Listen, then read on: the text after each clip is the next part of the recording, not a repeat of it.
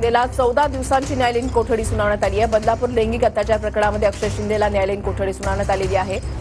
त्याची पोलीस कोठडी आज संपली आणि त्याच्यानंतर त्याला कोर्टामध्ये हजर करण्यात आलेलं होतं आणि आता 14 दिवसांची न्यायालयीन कोठडी आरोपी अक्षय शिंदेला सुनावण्यात आलेली आहे। महत्त्वाची बातमी आपण पाहताय।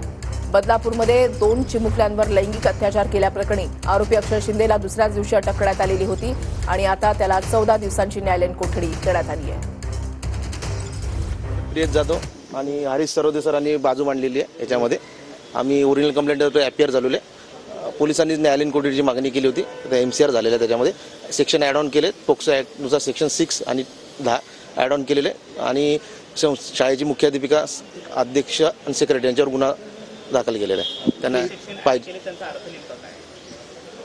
सेक्शन 6 पनिशमेंट आहे त्याच्यामध्ये आणि सेक्शन 21 आणि ॲड ऑन केलेलं आहे। सेक्शन 6 मध्ये पनिशमेंट दिलेली आहे पोक्सो ॲक्टनुसार। कोर्टामध्ये ॲक्च्युली त्यांनी न्यायालयीन कोठडी मागवली, त्यामुळे आम्ही जास्त आर्ग्यू करता आलं नाही त्याच्यात। हो, पोलिसांनी न्यायालयीन कोठडी मागवली होती आणि सेक्शन 6 हा ॲड नव्हता केला तर आम्ही सांगितलं होतं, परंतु यावेळी त्यांनी ॲड करून आणलेलं आहे सेक्शन 6।